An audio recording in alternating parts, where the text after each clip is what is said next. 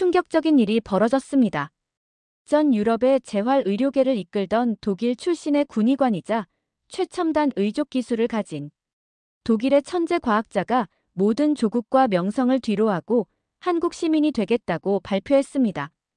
한국에서 보낸 단 30일 동안 만난 한국의 참전 용사과의 만남이 계기라고 하는데요. 과연 그를 이렇게 만든 건 무엇이었을까요? 세상을 떠들썩하게 만든 그의 고백. 지금부터 함께 들어보시죠. 1초만 시간 내주셔서 좋아요와 구독 부탁드립니다. 저는 줄리안 헬리크 마이어입니다. 독일에서 태어나 군의관으로 복무하다 로봇 의족 개발 전문가가 된 사람이죠. 지금은 유럽에서 재활 보조기기 스타트업을 운영하고 있습니다. 많은 사람들이 저를 천재라 부르지만 저는 그저 문제를 해결하는 사람일 뿐입니다. 완벽을 추구하는 성격 탓에 주변 사람들은 저를 차갑다고 여깁니다. 감정을 드러내는 일이 적어서 그런 거겠죠. 하지만 제 내면에는 아무도 모르는 깊은 상처가 있었습니다. 이 이야기는 제가 한국에서 새로운 삶을 발견하게 된 과정입니다. 모든 것은 제가 3년간 온 열정을 쏟아부은 최첨단 의족 기술이 독일 정부 지원 사업에서 탈락하면서 시작됐어요. 그날 저는 사무실에 혼자 남아 컴퓨터 화면만 멍하니 바라보고 있었습니다. 세계 최고 수준의 신경 연결 시스템을 갖춘 의족이었는데 심사위원들은 비용 대비 효율성이 떨어진다는 이유로 거절했죠. 제 인생의 모든 것을 쏟아부은 프로젝트였는데 말입니다. 그때 한 통의 메일이 도착했습니다. 한국의 의료기기 회사에서 보낸 초청장이었어요. 저의 연구에 관심을 가지고 세미나 연사로 초대한다는 내용이었습니다. 그때만 해도 저는 한국에 대해 별로 아는 게 없었어요. 삼성과 현대, 그리고 맛있는 음식 정도. 하지만 그 초청은 제게 숨통을 트이게 하는 기회였습니다. 독일을 잠시 떠나 머리를 식힐 좋은 기회라 생각했죠. 한국행 비행기 안에서도 저는 노트북을 펼쳐 의족 디자인을 수정했습니다. 독일 정부가 보지 못한 가치를 한국에서는 인정받을 수 있을까? 그런 생각으로 12시간의 비행을 견뎠죠. 인천공항에 도착했을 때 저를 맞이한 회사 직원은 제가 지쳐 보인다며 먼저 호텔에서 쉬었다가 다음날 일정을 시작하자고 제안했습니다. 독일이었다면 그냥 일정대로 진행했겠지만 이상하게도 그 배려가 좋게 느껴졌어요. 세미나는 서울의 한 대학병원에서 진행되었습니다. 제 발표가 끝나고 질의응답 시간, 한 의사가 질문했어요. 마이어 박사님, 귀하의 기술은 인상적이지만 환자들의 심리적 재활도 같이 고려하고 있습니까? 저는 그 질문이 이해되지 않았습니다. 기술이 완벽하다면 심리적 문제는 저절로 해결되지 않을까요?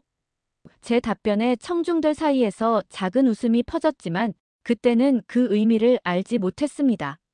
세미나 다음 날 회사 측에서 부산의 재활병원을 방문해보지 않겠냐는 제안을 받았습니다.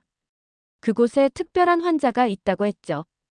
6.25 전쟁에 참전했던 노인이 최근에 당뇨 합병증으로 다리를 절단했다고 했습니다. 호기심이 생겼습니다. 저는 기차를 타고 부산으로 향했어요. 창밖으로 펼쳐지는 한국의 풍경은 도시와 자연이 조화롭게 어우러져 있었습니다. 독일의 정돈된 풍경과는 다른 매력이 있었죠. 부산의 재활병원은 바다가 보이는 언덕에 자리 잡고 있었습니다. 병원 앞에서 저를 맞이한 담당 의사 김민호는 친절했습니다. 마이어 박사님, 이쪽으로 오세요. 박중식 할아버지를 만나 뵙겠습니다. 저희는 2층 재활센터로 향했습니다. 그곳에는 여러 환자들이 재활 훈련을 받고 있었어요. 어떤 이는 평행봉을 잡고 걷기 연습을, 또 어떤 이는 손 근육을 강화하는 운동을 하고 있었죠. 한쪽 구석에 나이 지긋한 노인이 앉아 있었습니다. 박중식 할아버지였습니다. 85의 나이에도 맑은 눈빛이 인상적이었어요. 한쪽 다리는 무릎 위로 절단되어 있었습니다. 김 의사가 저희를 소개했어요. 할아버지, 이분은 독일에서 오신 의족 전문가 마이어 박사님이에요. 박중식 할아버지는 밝게 웃으며 말했어요. 어서 와요, 젊은이. 먼 곳에서 이 늙은이를 보러 왔다니 고맙소. 저는 그의 건강한 기운에 놀랐습니다. 절단 수술을 받은 지 얼마 안 된 환자치고는 정신력이 대단했죠. 저는 그에게 물었습니다. 지금 어떤 의족을 사용하고 계신가요? 그는 간단한 기본형 의족을 보여주셨어요. 제가 개발한 최첨단 모델에 비하면 너무나 구식이었습니다. 저는 그에게 제 모델을 소개하고 싶어 태블릿을 꺼냈어요. 이건 신경신호를 감지해 실제 다리처럼 움직일 수 있는 의족입니다. 착용 하루만 해도 자연스럽게 걸을 수 있고 계단도 오르내릴 수 있죠. 박중식 할아버지는 호기심 어린 눈으로 화면을 보셨습니다. 그러나 김 의사가 말했죠. 마이어 박사님, 저희는 보통 환자가 심리적으로 준비될 때까지 기다립니다. 보통 3개월에서 6개월 정도 소요되죠. 저는 놀라서 되물었어요. 그렇게 오래요? 왜 그렇게 시간을 낭비하죠? 기술이면 하루 만에 걷게 할 수 있는데요. 그때 박중식 할아버지가 조용히 말씀하셨어요. 다리가 회복돼야 걷는 게 아니요. 마음이 회복돼야 걸을 수 있는 거요. 그 말은 마치 화살처럼 제 가슴에 꽂혔습니다. 저는 그 말의 의미를 곰곰이 생각했어요. 기술만으로 모든 것이 해결될 수 있다고 믿어왔던 제 세계관의 균열이 생기는 순간이었습니다. 김 의사는 저를 사무실로 초대해 커피를 건넸습니다. 한국 전쟁 때 박 할아버지는 겨우 18살이었어요. 전장에서 많은 전우를 잃었죠. 60년이 넘는 세월이 지났지만 그때의 기억은 여전히 생생하대요. 그리고 지금 다리를 잃으면서 그 트라우마가 다시 살아났어요. 저는 그제서야 이해하기 시작했습니다. 그럼 심리치료도 같이 진행하는 건가요? 김 의사가 고개를 끄덕였습니다. 그뿐만 아니라 가족 상담, 그룹 치료, 사회 복귀 훈련까지 통합적으로 접근합니다. 의족은 그저 도구일 뿐이에요. 마음의 상처가 치유되지 않으면 최고의 의족도 소용없어요. 그의 말에 저는 잠시 말을 잃었습니다. 제가 평생 추구해온 기술적 완벽함이 인간의 문제를 해결하는 데 있어 일부분에 불과하다는 사실을 깨닫기 시작했죠. 저는 호기심이 생겼습니다. 제 기술을 시범적으로 적용해 볼 수 있을까요? 김 의사는 잠시 고민하더니 승낙했어요. 박 할아버지께 여쭤보고 동의하신다면 가능합니다. 하지만 모든 과정은 저희 병원의 재활 절차 내에서 진행되어야 해요. 저는 그 조건에 동의했습니다. 사실 내심 제 기술이 모든 것을 바꿀 수 있다고 자신했으니까요. 다음 날, 저는 제 의족 프로토타입을 들고 병원을 찾았습니다. 박중식 할아버지는 이미 물리치료사와 걷기 연습을 하고 있었어요. 그의 얼굴에는 땀이 흘렀지만 의지가 넘쳤습니다. 저는 제 의족을 소개드렸고 그는 호기심 어린 눈으로 이를 살펴보셨죠. 정말 이걸로 하루 만에 걸을 수 있는가? 저는 자신 있게 대답했습니다. 네, 할아버지. 독일에서는 모두 그렇게 했어요. 저희는 의족을 장착하고 첫 시험을 시작했습니다. 첨단 센서가 근육의 미세한 움직임을 감지하고 인공지능이 이를 분석해 적절한 동작을 수행하는 시스템이었죠.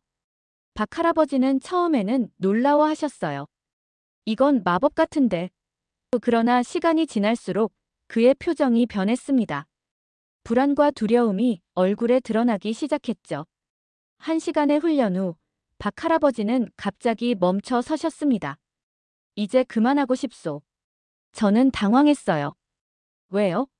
잘하고 계신데요. 그러나 그의 얼굴은 창백해져 있었고 손은 떨리고 있었습니다. 김 의사가 재빨리 다가와 할아버지를 부축했어요. 오늘은 여기까지 하죠. 내일 다시 해봐요. 그날 저녁, 저는 병원 근처 숙소에서 혼자 고민했습니다. 왜 그런 반응이 나타났을까? 기술적으로는 완벽했는데 머릿속으로 모든 가능성을 검토했지만 답을 찾지 못했어요. 다음 날 아침, 저는 다시 병원을 찾았습니다. 그러나 박 할아버지는 훈련을 거부하셨어요. 미안하오. 그 다리가 내 마음을 더 불안하게 만들었소. 그의 말에 좌절감을 느꼈습니다. 제가 그토록 자랑스러워하던 기술이 오히려 환자를 불안하게 만들다니요. 김 의사는 저를 안심시켰습니다. 너무 자책하지 마세요. 이런 경우가 종종 있어요. 너무 빠른 회복을 강요하면 환자의 심리적 적응이 따라가지 못하죠. 저는 그의 말을 이해하려 노력했지만 내심 제 기술의 우수성을 증명하고 싶었습니다. 그날 오후, 저는 병원 정원에서 혼자 앉아있는 박중식 할아버지를 발견했습니다. 저는 조심스레 다가가 옆에 앉았어요. 죄송합니다, 할아버지. 제가 너무 성급했던 것 같아요. 그는 미소를 지으며 말했습니다. 괜찮소. 젊은이는 항상 빠른 결과를 원하지. 나도 젊었을 때는 그랬소.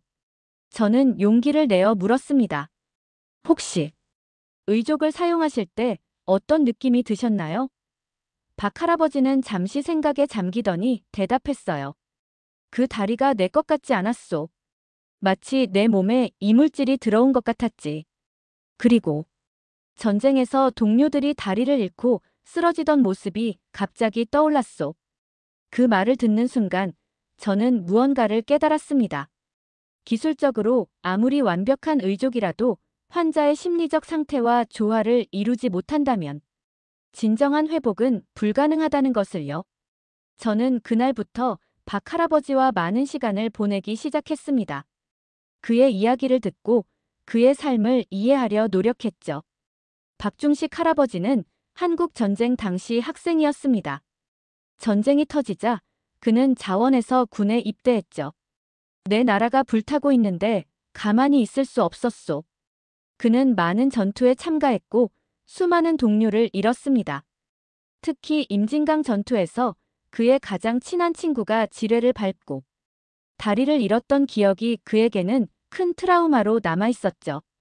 친구는 결국 출혈로 죽었소. 내가 더 빨리 지혈했다면, 그를 더 빨리 후방으로 데려갔다면. 박 할아버지의 눈에서 눈물이 흘렀습니다.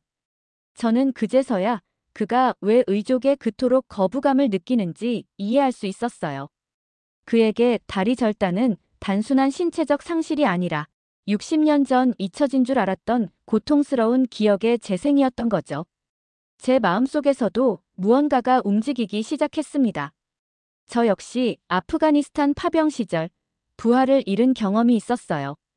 피터라는 젊은 군인이었죠. 그는 제가 담당하던 의무중대에 있었습니다. 폭발 사고로 크게 다쳤고 저는 그를 살리기 위해 온 힘을 다했지만 결국 그를 잃었어요. 그때의 무력감과 죄책감이 저를 의족 개발의 길로 이끌었던 겁니다. 더 좋은 기술, 더 빠른 재활, 더 완벽한 의족. 그것이 제가 추구해온 모든 것이었죠. 어느 날 박 할아버지와 저는 재활센터에서 함께 시간을 보내고 있었습니다. 그는 이제 저와 편안하게 대화를 나눌 수 있었어요. 줄리안, 너는 왜 의족을 만드는 일을 하게 되었소? 저는 처음으로 누군가에게 제 이야기를 했습니다. 피터에 대한 이야기, 그리고 그를 구하지 못했다는 죄책감에 대해서요. 저는 기술로 모든 것을 해결할 수 있다고 믿었어요. 더 좋은 장비, 더 빠른 재활. 그러면 피터 같은 사람들을 구할 수 있을 거라고요. 제 목소리가 떨렸습니다. 박 할아버지는 조용히 제 손을 잡았어요. 우리는 모두 같은 아픔을 가지고 있구려. 그 아픔을 인정하는 것이 회복의 첫걸음이요. 그 순간 저는 제가 그동안 자신의 트라우마를 기술이라는 방패 뒤에 숨겨왔다는 것을 깨달았습니다.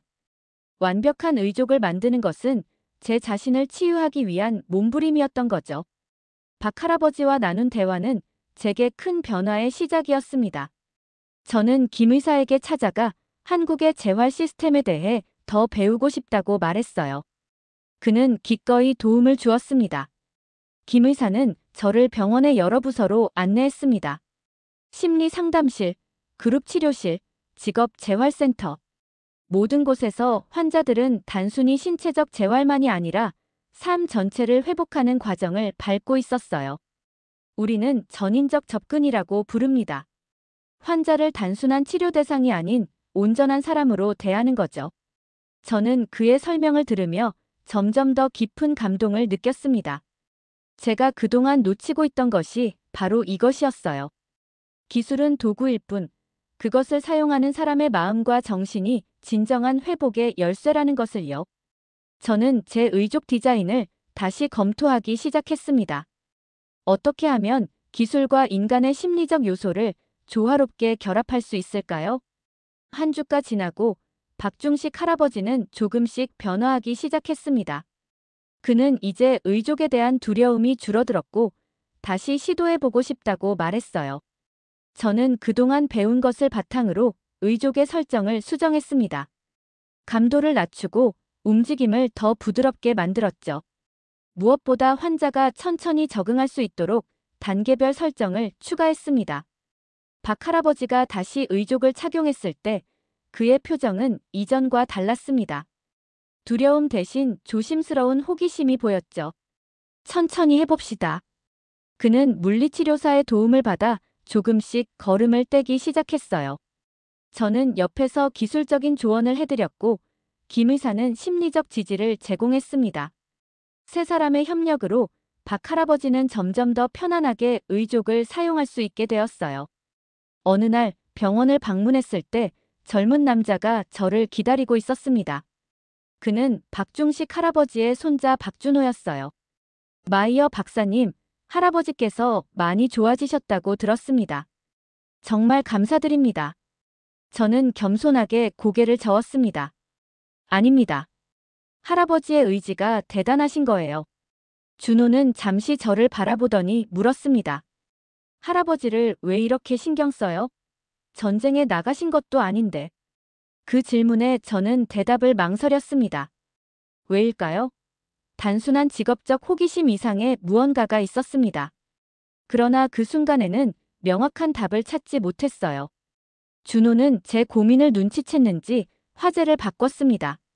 할아버지께서 오늘 지하철역까지 걸어보고 싶다고 하셨어요. 함께 가실래요? 그날 오후, 저희 세 사람은 병원에서 가까운 지하철역으로 향했습니다. 박 할아버지는 제가 수정한 의족을 착용하고 한 손에는 지팡이를, 다른 손으로는 준호의 팔을 잡고 천천히 걸었어요. 처음에는 조심스러웠지만 점점 자신감이 붙는 모습이었습니다. 지하철역 입구에 도착했을 때 그의 얼굴에는 성취감이 가득했어요. 줄리안, 보시오.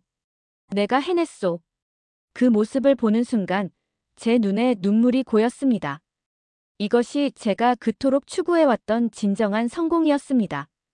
단순히 기술적으로 뛰어난 의족을 만드는 것이 아니라 한 사람이 자신의 삶을 되찾도록 돕는 것이었죠. 준호도 감격한 표정으로 할아버지를 바라보았습니다. 그때 박 할아버지가 제게 말했어요. 당신 기술은 기계를 고치지만 이곳 사람들은 마음을 먼저 붙잡지요. 그걸 잊지 말아요. 그 말은 제 가슴 깊이 새겨졌습니다.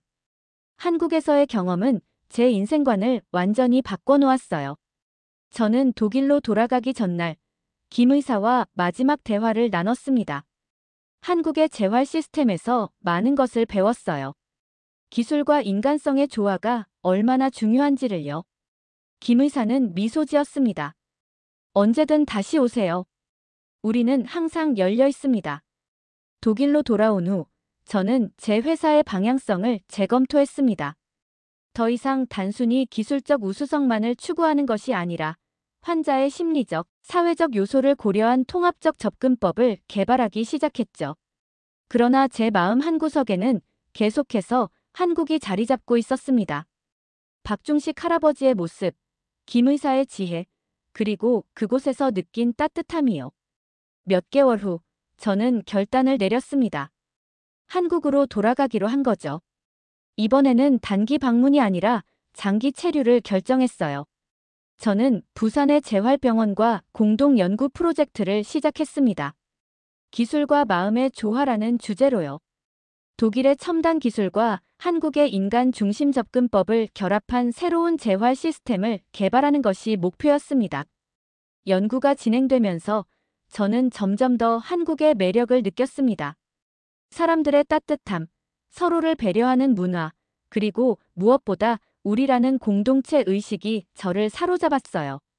독일에서는 느끼지 못했던 소속감을 한국에서 발견했습니다. 저는 한국어를 배우기 시작했고 한국 문화를 이해하기 위해 노력했죠. 어느 날 박중식 할아버지의 손자 준호가 저를 찾아왔습니다. 마이어 박사님, 할아버지께서 돌아가셨습니다. 그 소식에 가슴이 아팠지만 준호의 다음 말에 위안을 얻었어요. 하지만 마지막까지 당신의 의족으로 걸으셨어요. 그리고 이것을 남기셨습니다. 준호는 작은 봉투를 건넸습니다. 열어보니 사진 한 장과 짧은 편지가 들어있었어요. 사진은 박 할아버지가 의족을 착용하고 손자들과 함께 웃고 있는 모습이었습니다. 편지에는 이렇게 적혀 있었습니다. 독일에서 온 의사 친구에게. 당신은 내 다리뿐만 아니라 마음도 고쳐주었소. 고맙소. 그날 저녁, 저는 오랫동안 생각에 잠겼습니다. 제가 한국에서 찾은 것은 단순한 기술적 영감이 아니었어요. 그것은 저 자신에 대한 깊은 이해와 치유였습니다.